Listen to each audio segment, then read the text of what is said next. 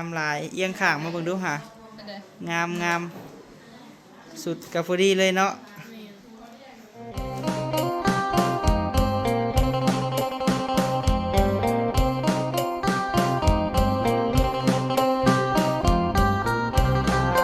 พี่น้องเอ้ยเนาะแจ้งจางปางว้าโธ่ซีมแกงหมกผักบ่นี่ฮะแม่นโดยพี่อ๋อหมกผักหรือว่ามักต้นอะไรพี่น้องเอ้ยเจ้าหน่อยเพิ่นว่าเอ้าคืออันหมกผักคือสิเป็นอันนี้วะเนาะต้องผักโดยนี่ตูนใส่แล้วข้าวเบื่อนะเรียบร้อยโอ้ออกมาตูนคนด้วยไงอันนี้ข้าวปุ้นเดี๋ยวใหญ่เพิ่นเอาน้ำมาก่อนพี่น้องเอ้ยคุณอุ้ยต้วยอยู่เนาะพี่น้องเนาะซีซันใส่กะทิแล้วโอ้โหเธอโอ้นะเห็นแล้วพี่น้องเอ้ยนี่ได้สับปะเทสบายดีเด้อมานำกันสบายดีเจนน็อตโดยสบายดีมียังอันนี้ฮะแกงหน่อไม้มียังนะเบิ่งมึงดูฮะลาบนี่ลาบโอ้ลาบหมูสามสั่งได้เลยอ่ะก้นมึงดูฮะขออยากเบิ่งหน่อยนึงอ๋อใครเป็นคนเฮ็ดนี่นะสามสั่งสามแม่ครัวบ่แม่นอยู่ในปลากระป๋องค่ะบ่นี่ค่ะสบายดีตุจอยสบายดีไอด้าโดยประเภทดิค่ะสบายดีเอ้ากายประเภทสบายดีพี่ข้าวปุ้นข้าวป่านทางน้องเอ๋ยซาเนาะโอ้โธ่แบบโต๊ะจีนใหญ่โตพี่น้องเอ๋ยรูลาขนาดแพ็คเรียบร้อยเนาะเดี๋ยวไปเบิ่งเจ้าสาวเฮาก่อนพี่น้องเอ๋ยตัดภาพมาที่เฮาเนาะก็ปึกซึกอยู่พี่น้องเอ๋ยเนาะโธ่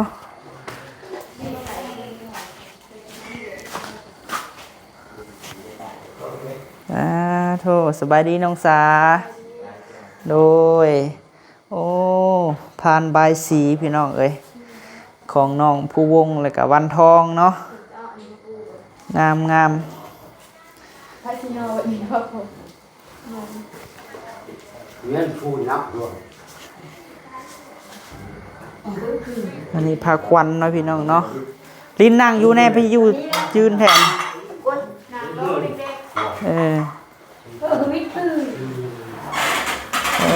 สบายดีเด้อเอ้ยน้อยเด้อสบายดีผู้วงโดยให้ปิดมาดูค่ะป้าเจ้าสาวพี่น้องเลยปิดมาใหม่เบิ่งดูหานาบ่าวสินะอันนี้คือหน้าตอนบ่ทันแต่งเนาะพี่น้องเนาะโอเคอันเจน้อยเนาะพี่น้องเนาะหานมุดสตูดิโอรัก8เนาะงามเรื่องกันนี่โหหลายปีเลยเนาะเอื้อยมียังก็ใส่บริการเพิ่นตลอดเด้อพี่น้องเด้อเนาะไปไกลมาไกลกะแมนงานน้องผู้วงนี่ยังคิดอยู่คันบ่ได้เจน้อยนี่เสียใจบ่แม่นยังได้โทรหาบ่รับสายไปหาฮอดห้านบ่ได้เอื้อยเฮานะเลยร้านใช่ป่ะไอ้พามีมาหาเจ้าได้ป่ะโอ้อ้าวบ่สบายน้องเผาแม่อยู่เฮือนเนาะโอ้เป็นอะไรคะแน่บ่ใช่แล้วแต่ก็ยังเมื่อยอยู่ผู้เฒ่าเนาะโดยเป็นลูกคนนะยังกินข้าวบ่แซ่บโดยซ้ำๆต้องไปทานแม่ใหญ่เจ้าเนาะโอ้70ปลายได้แม่ตู้เฮานะเอื้อยโดยผู้น้องเคยน้องคายสบายดี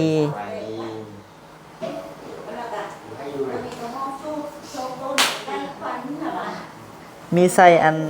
อีหยังคอนแทคเลนส์อีกเด้อพี่น้องเอ้ยคอนแทคเลนส์สีน้ำตาล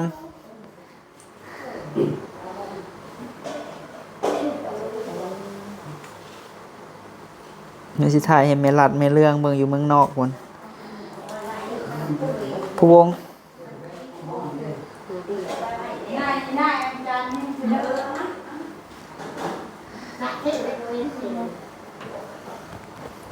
มากับไผเอ่ย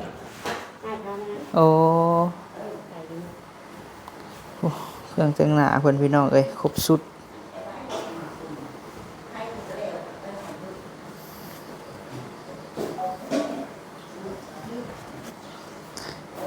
บ่าววันทองนี่ป้าสิลงแล้ววันนี้ฮะอย่าลงเสร็จเด้อเหือออกกะ แหว่งไปโดนได้หะบินไปโดนได้เนาะ เพื่อว่าเอามือตรวจหรืออะไรได้ขอพิสูจน์ซับเอา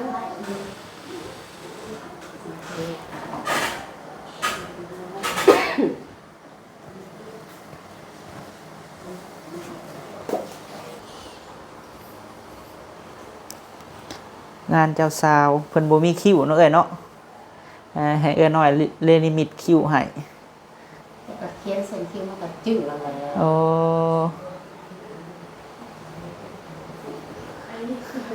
อันมือน่ะคือติดไว้นะฮะ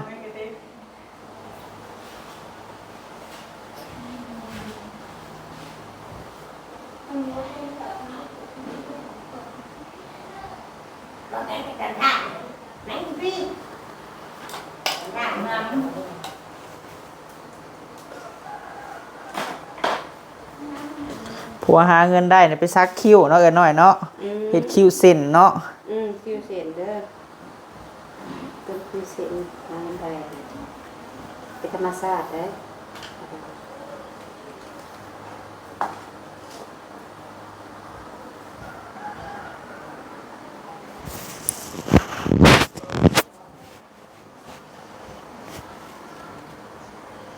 วงเพิ่นเป็นมีลุมซิวเนาะ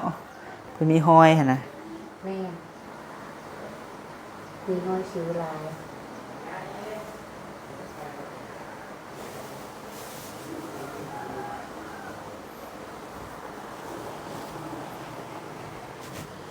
นี่ฮะต้องถ่ายแบบซี่คันว่าถ่ายนี่หน้าไฟ มีเป็นเรื่องแซม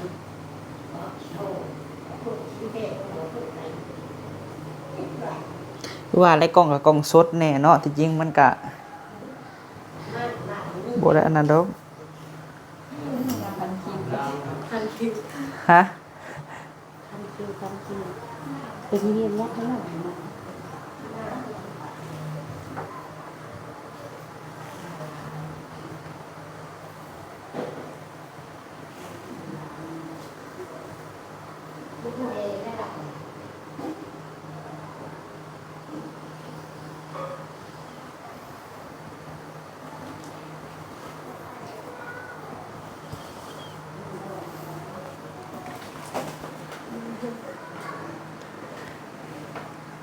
อยากแต่งอยู่บ่หน้าสิ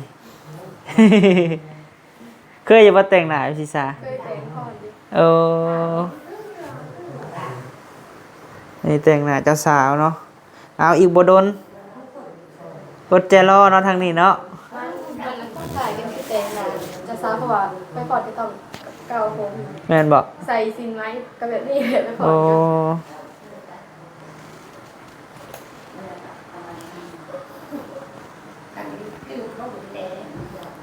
เด็กๆเบิ่ง นั่นเบิ่งเมื่อยใส่ นักเรียนได้นาทีละ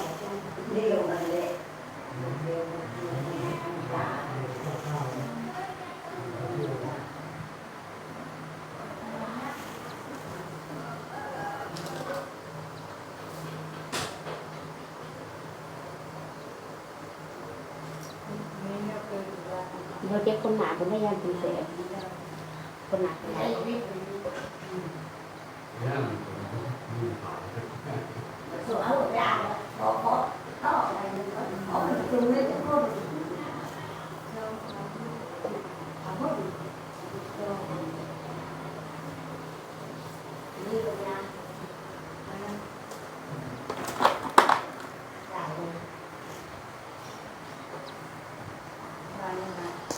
นี่กล้องน้องผู้วงเนาะให้ภาพบรรยายเองพี่น้องเอ้ย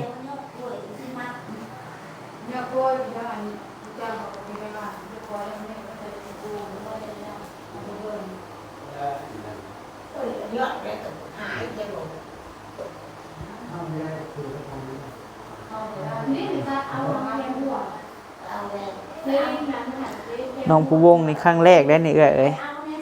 ครั้งแรกที่จะแต่งจัดเต็มขนาดนี้เนาะ นี่เราชุดฟิล์มเลยได้ เรียกโอ้ยฉันไม่ได้หายเรียกหน่อยว่าก่อนการพาแล้วตายเป็นในนั้นเป็นการ เอาเดี๋ยวอันจักหน่อยจะสิมาเบิ่งใหม่เนาะเอ้ยน้อยเนาะเบิ่งสำนีก่อนพี่น้องเอ้ยคือบ่ใต้ไฟมันบ่หุ่งบ่ไฟน่ะโดยโอ้งามเนาะพานใบสีนี่พี่น้องเอ้ยพระขวัญงามปลาทองก็งามเนาะมื้อนี้สบายดีเด้อปลาทองเด้อคืองามแท้มื้อนี้ค่ะ งามย่านนึงดอก งามเด็กน้อยนี่เด้ซะคือบ่นุ่งเครื่องงามๆเนี่ยบ่มีบ่ให้นุ่งให้ลูกเต้าค่ะ บ่หมดเท่านั้น โอ้ผู้เป็นนางเซิงหรือปลาทองที่ถ่ายเอารูปนี่น้ำเงา ติดแน่มันกระดุมค่ะตัวน่ะค่ะ มันเหี่ยวใส่ ตรงเชิงงามเป็นเลี้ยวหัวตัวอ๋อ ไปยับไปกระหันปลาทองยับใกล้บนฟ้าควันนั่นแหละยับไปอีกหน่อยนึง ช่วงชื่องามๆก็ดินเหี่ยว ยับไปใกล้หน่อยนึงยับมาปิดมา1 2 3โอเคน้องชาได้ค่ะบ่ได้ใส่สินบ่มีบ่ เป็นยิบแล้ว ไปยิบเลยยังบ่ได้เอามาบ่หรือบ่นั่นเลย ถ่าย7 โมงถึงจะเอา โอ้โดยเอาเพิ่นแต่งเรียบร้อยพี่น้องเอ้ยขวัญงามได้เนาะเพิ่นเฮ็ดนี่ก็ได้โดยนี่ สิ่งนั้นนี่ ผ้ามันแยง งามราคา500,000นั่นนี่พี่น้องเอ้ยลาตีงามอยู่บ่สิเป็นอะไรเนาะ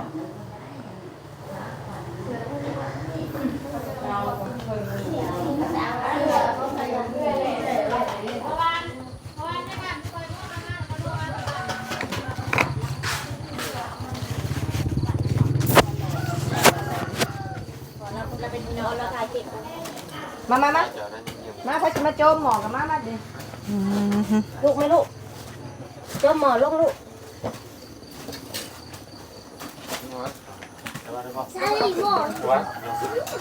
โจมขึ้นเลยเด้อได้จัดขนาดละจักแนวไปนะพี่เคี่ยมองนี่มองใกล้ขอพี่ ที่ว่าเฮาแพ็คไว้เนาะไอ้ซาเนาะ ป้ามาโจม มันมีแมงวันพี่น้องเอ้ยพี่ แล้วก็แล้ว เวียกเฮาเบิดแล้วว่าเอ้ยน้อยเอาไปแหละเอื้อนะเอ้ยน็อต ยังเหลือแต่แกงมายังแต่ ว้า แกงมาไม่ พี่น้องเอ้ยข้าวเนาะข้าวใหม่ๆชอบ1,800,000เต็มโฟมโดย ทำมันมวนเด้อบ่มีหน้าก็ได้กินทำไมเด้อ บ่มีหน้าก็ได้กินข้าวใหม่เนาะไอ้ซา เด้อเอาพามาอัดให้อีแม่เนี่ยลูกนี่กินก่อนหมู่ เพราะม่วนแท้เด้เนาะแม่สาวน็อตนี่ เลยนางงามแหน่อยู่ได้ โดยส่งไปเมืองนอกผู้ใดนี่ค่ะนางงามๆเด้อผู้ใดเป็นสาวลาวหั่นเด้อ เมืองนอก อยู่ในบ้านนอกสบายดีเมืองนอก สบายดีได้สั่งเปลี่ยนเด้อ แม่งเด้อผู้ใดเห็นคลิปอันนี้ก็เด้ กินเด้อเจ้าบ่าวหั่นเด้อข้าวให้อิ่มเด้อจักหน่อยไปแต่งหน้าสิให้เพิ่นติดขนตาให้เฝ้าหยอกวันทอง เอาลาตีไปซะเลย ลาบหมูปอโถ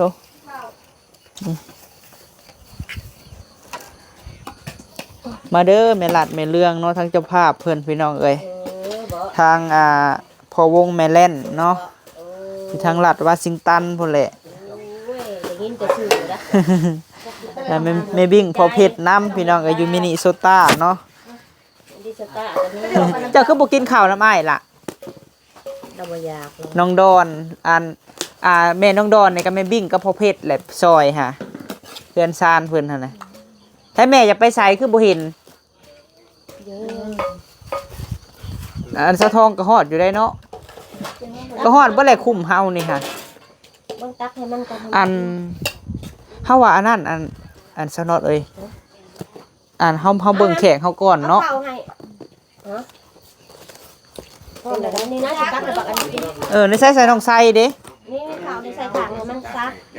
ยกข้าวในใส่นี่ให้มันกินเนี่ย เดี๋ยวแกงนี้ ตักให้โลตักแกงนี่ เดี๋ยวอยากได้ ไอ้ด้าคือบ่กินไอ้ด้า เอาไปใส่เลยลาตีนะมานะมีข้าว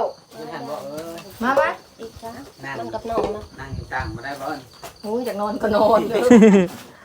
บ่ได้นอนเลยบ่เจ้ากับเมียเจ้านะบ่ได้นอนเลย กินบ่หาถึม โอ้ กินข้าวไปจะหน่อยไปแขกมาแล้วบ่ได้กินได้ห่ะ น้องเด้อเอาจานมาคืนเด้ออย่าเอาไปเลย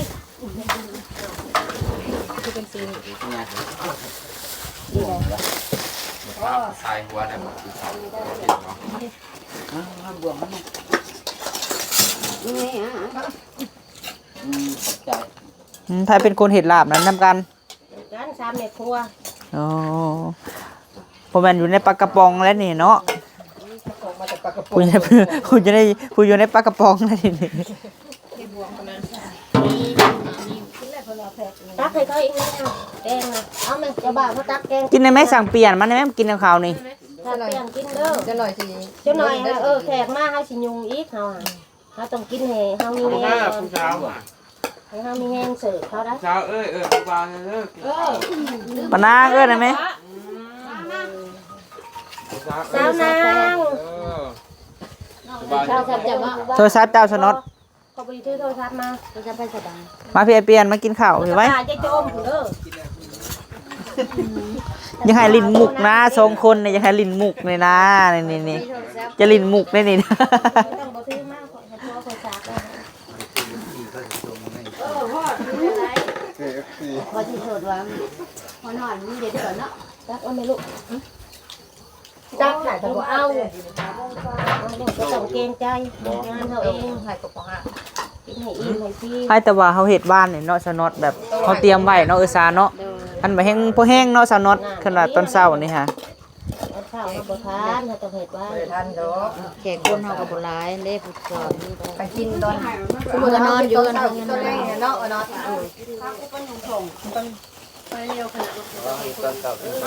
เช้าใหญ่สิแกงหน่อไม้ได้อบาดนี้ แกงไม่แล้ว บ่ซาเจ้าสิทันอย่าบ่เจ้าไปเอาสินเจ้า สีเอาแล้วสีขาวแรงไป อืมลาบพี่น้องเอ้ยหมดแมงวันตอมก็บ่เป็นหยังเขาแพ็คไว้เรียบร้อยเนาะนี่ ว่าได้จ้ะ งานนี่ขาดทางวัดกับนางวัดบ่ได้เด้งานได้งานดองงานหยังก็อย่าต้อง ต้องมีเท่าวัน มีวันมาเลย พอเทกินแล้วบ่คือบ่กิน ขอบคุณค่ะ เป็นหยังบ่ ในเท้าเอาจักให้ไม่เท่าอันนี้ เนาะ บ่จะโจมบักเพชรก่อนที่นี่จะว่าจะบ่ บอกกันพอเขานะ บ่จะโจมบักเพชรก่อนที่นี่ใส่เบิดบ่ ก็มีแล้ว แม่นแหละเนาะเออ ให้เรากินข้าวกินน้ำแล้วเราเฮ็ดแล้วมัดสุยางก่อนไข่จานก็ได้ทำอยู่เฉยๆก็ได้ โฟมก็ได้บ่ ใส่โฟมก็ได้ให้เรามาแต่ง จอกแล้วก็ไม่ มีเหล้าเนาะทูบเนาะ มีเหล้ามีพืชดอกไม้นั่นแหละมีเงินใส่น้ำเด้อเงินขาดองต้องปั้นให้เพิ่นน้ำได้ เนี่ยมันโคมันเราเห็น พันกีบจีกเนาะ บดอีกก็ได้เด้อเงินขาดองลูกเด้อปั้นให้ ทั้งพูดแล้ววะ หน่อยนะ โอ้ แก้ทางหนา โดย บอกอย่างเดียว ซื้อมาผลิตโบ ขาดองเนาะ มีจักคนผัวลาแม่ลาพ่อลาบ่กับคนละใบขาดองค่ะมันสิหายใบเดียวได้สมมติว่าตายไปทำมีจักคนให้เอาหายพอเฒ่าตานายปู่ย่าตาทวดเด้อมาเอาน้ำกันปันกันกินปันกันเอาเขาลุงเดื แม่บัดนี้แม่ ท้องมันเข่ากล้องแล้วพูดคอยเสียงคอยเขาไปเสียงแห้งได้หนีได้คอยเสียงคอยกูหมู่เด้อ เบิ่ง เด้อ ไปบอกก่อนเด้อ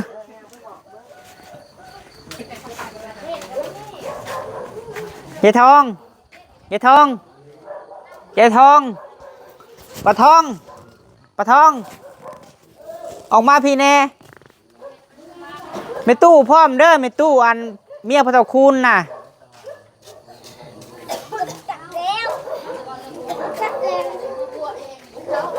ไปกินข้าวน้ำทอดอนไป บอกแม่จะมาในลิ้นกับไม่ตู้เมียพระเจ้าคุณน่ะ ยังพี่ เอ้าล่มแล้วบัดนี้ แล้วบ่ไก่ตกไข่ โอ้ มึงไปกินข้าวนั่นเอ้ย แกงหน่อไม้ผู้สะอาดได้พี่น้องเลยผู้ขั่วเรียบร้อยเนาะกระดูกนี่นี่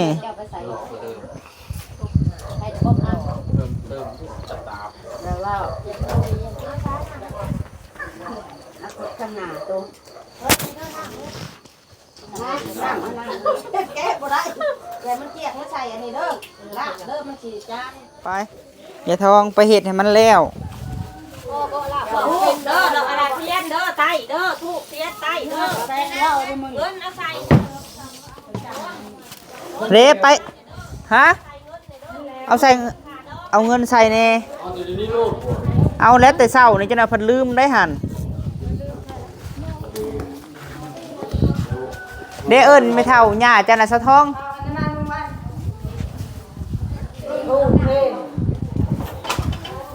เอาขอนาย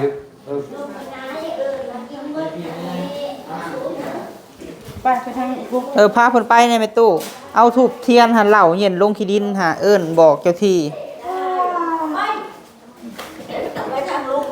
พุ่นไปพุ่นหน้าเฮือนพุ่น ไปลงไปอย่างลงไปทางไหนก็ได้จ้ะ ว้าโธ่เนาะนี่ลาตีเป็นคนทาให้ แล้วเป็นผู้ช่วยสร้าง ผู้ช่วยสร้างโอ้งามแล้วบาดนี้ ขาวเป็นทางโต เข้าไปทางโต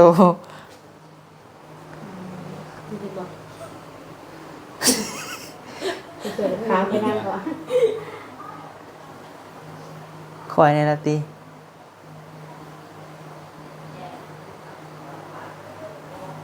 น้องบอกคอยได้ท่านั้นมันแบบขาวเนาะ แม่นคล้ายๆว่าเฮาแบบ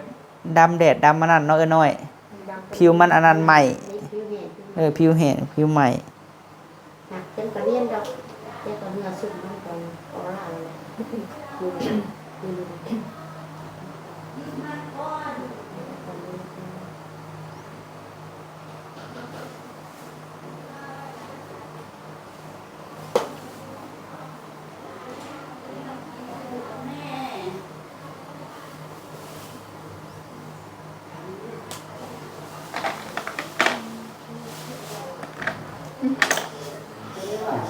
เริ่มมาเริ่มงามเริ่มมา เนาะ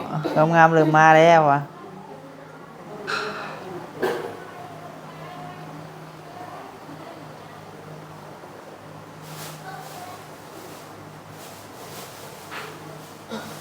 เหมือนทางไปทางนี้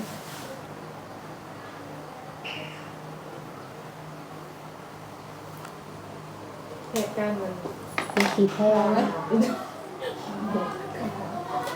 เวลาเผื่อเขาบอกกันนี้ แม่ได้มัน ตอน ได้ นี้มันยังไงเลยวนกันมาอยู่ติดกันไหนเหมือนมันสด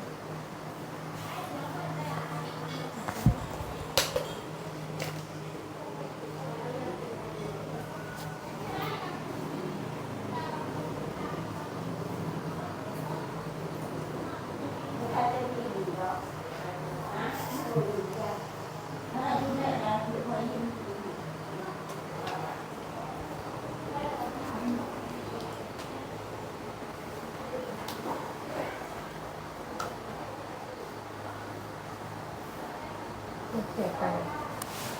โอ้บนมือเราเนาะ ออร่าได้เป็น เอาล่าแล้วสำนี้สวยเลย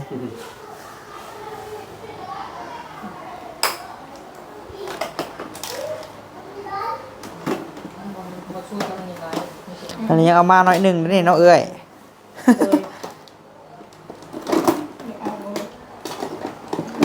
เด้งามไม่ได้ขาวไปลอยอยู่ผู้เห็นบ่ ก็สิจืดบ่ได้แล้ว กาสิจื้อบ่ได้แล้วนี่ค่อยออกมาบัดนี้ยันลงอยู่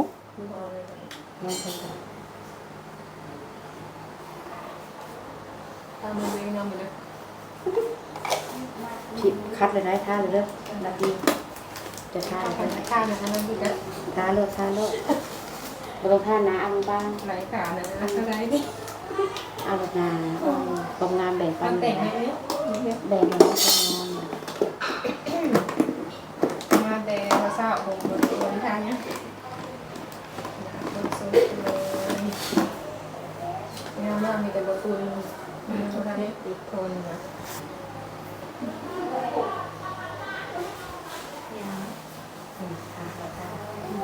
ที่เราเก็บแล้วล้างสุดท้ายล้าง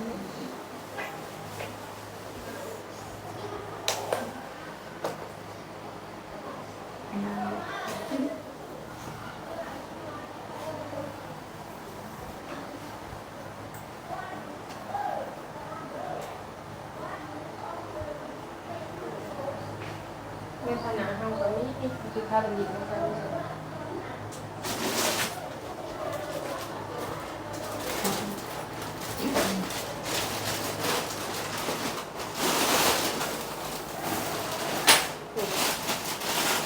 ฉันเอง ที่จริงมันก็บ่อันนั้นได้พี่น้องเพราะว่าแบบเมื่อเฮือนมันเป็นเฮือนที่ว่านี่เนาะแล้วมันกับไฟมันกับอันนั้นเนาะกล้องกับกล้องสดโพด เห็นเลยเว้ย อืมงามแล้วบัดนี้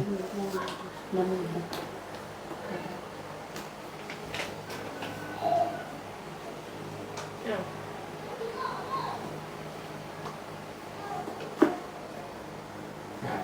พี่น้องเนาะตอนนี้ก็มาขั้นตอนเพิ่นเอิ้นอีหยังวะ ลุงขอฝาก ลงขอบปากทาสีซบบ่ลงสีปาก เริ่มสวยแล้วพี่น้องบัดนี้ทาลิปสติกสีหยังเด้เนาะ เสียซีพีชนะหัวองค์สมนะซีอบพีพีชนิดนึง บ่ได้นักบ่พูนักตาบ่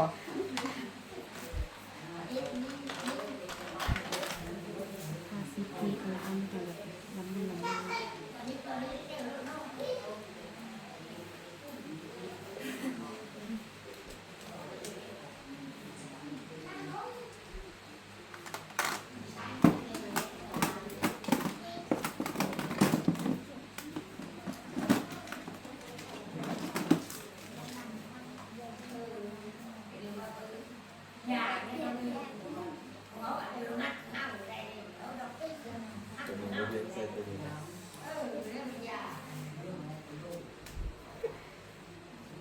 บ่เห็น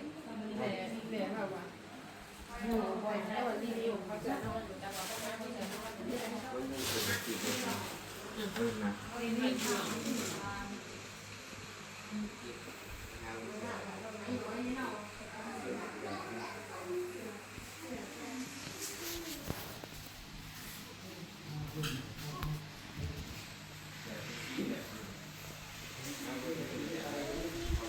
ช่วงนี้ก็คิ้วร้ายตลอดเลยเนาะกำลังตัดชุดใหม่เขาได้นะพี่ โอ้ อันชุดนี้มึงร้องเขาใหม่แล้ว โดย พี่ได้น้องควรเป็นดีไซเนอร์เป็นเพลทำงานอยู่วันคนละคนเราเปิดกันใหม่ โดย น่าประหยัดแหนนะเลยมีชุดใหม่เขา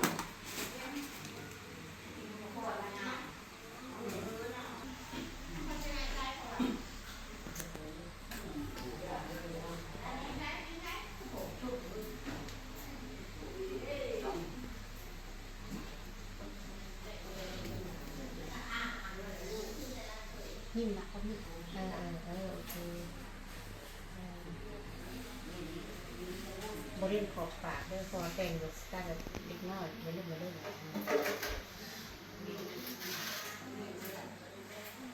เซ็กซี่มากเลยยิ้มเลยยิ้มแบบยิ้มอะไรยิ้ม เพิ่นยิ้มมาคือได้เพิ่นยิ้มนะ ยิ้มงามได้มีสีหักได้จะสวยยิ้มแบบ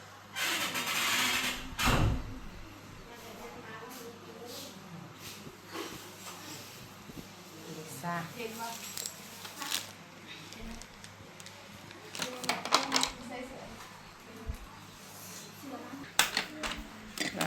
เธอทาลิปสติกเข้าไปหลุดต่องๆอยู่นอกบาทนี่งามเลยพี่น้องทำจะตั้นทางเด้อเพิ่นมาเลยเด้อ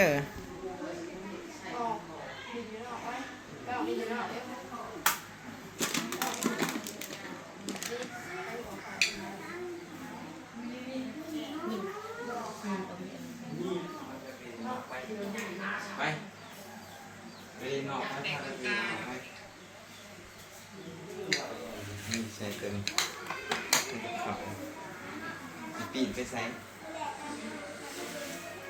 งามเอ้ย ปิด งามบอก แม่น จะสาวงามนะ อันนี้ก็น้องเจ้าบ่าวเนาะ อืม เลยเฮาบ่สบายดีป้า ใช้รถกันน่ะสบายดี โดย ป้าสิอันขี้เมื่อเอาวันโอเฮ็ดอันที่เฮ็ดคันคอลืม โอ้โดย เออง ามเนาะมื้อนี้เนาะเจ้ากะสวยเนาะมื้อนี้เนาะ โธ่พี่น้องเอ้ยเนาะบาดนี้ขั้นตอนเฮ็ดผม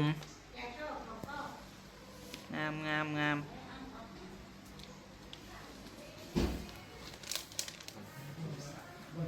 เฮ็ดหน้าเจ้าของแล้วบ่ เอาแก้วเธอละน้อยเกี่ยวแล้วก็หักไว้เกี่ยวแล้วหักไว้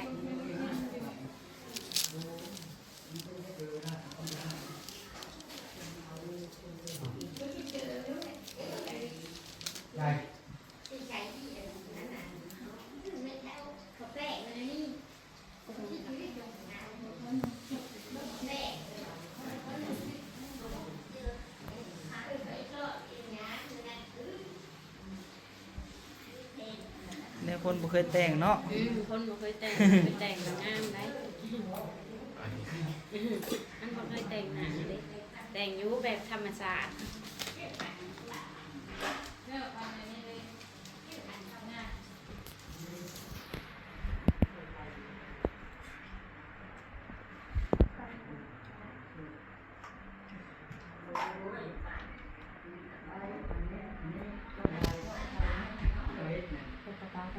ยังมีคนพูดคนเลยใคร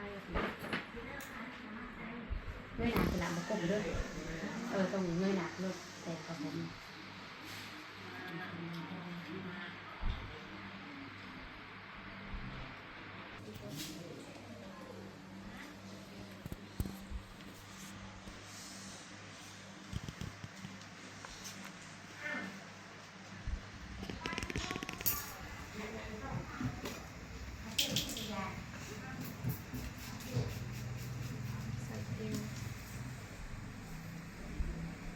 เงยหนามันกลมด้วยกับผมต้องเงยหนาก่อนผมจะเป็นทุนงาน ถ้าว่าอาหารแนมอยู่เนาะตัวนี้ปัดเจลแล้วก็พอแล้วทีนี้แต่งมาแล้ว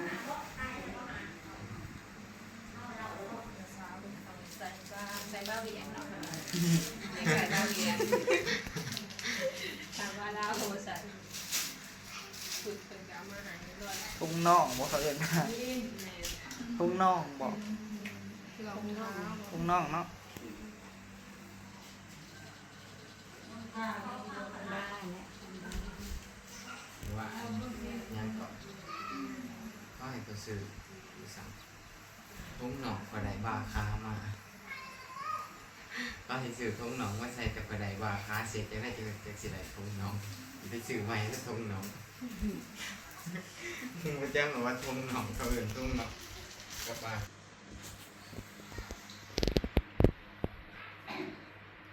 เริ่มเป็นรูปร่างแล้วพี่น้องเอ้ย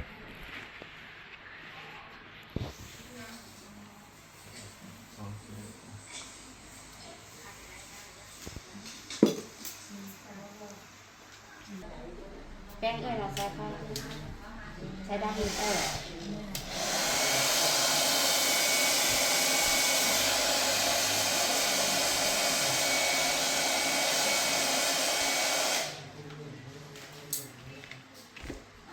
ทุ่งไปใส่คือบ่เห็นมัน โมเห็นคือ ใส่หลักนอนแล้วนี่แอบขโมยนอน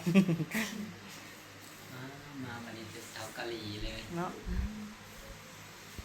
ผมแม่นว่าผู้ชาย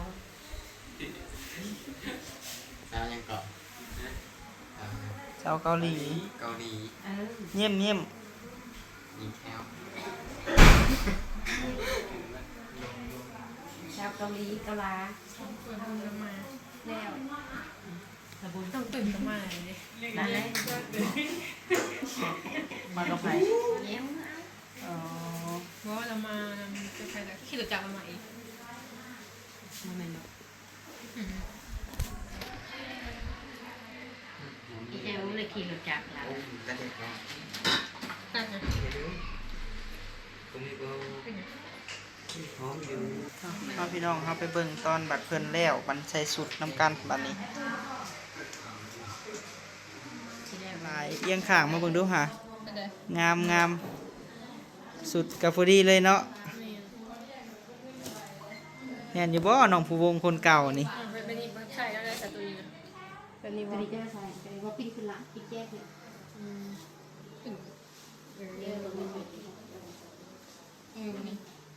จะผ่านเป็นแบบนี้จะเป็นไง โอ้โอ้ ไม่เอ่ยคำขาดนึงเนาะ คือสิแบบนี้แหละละติเอ้ย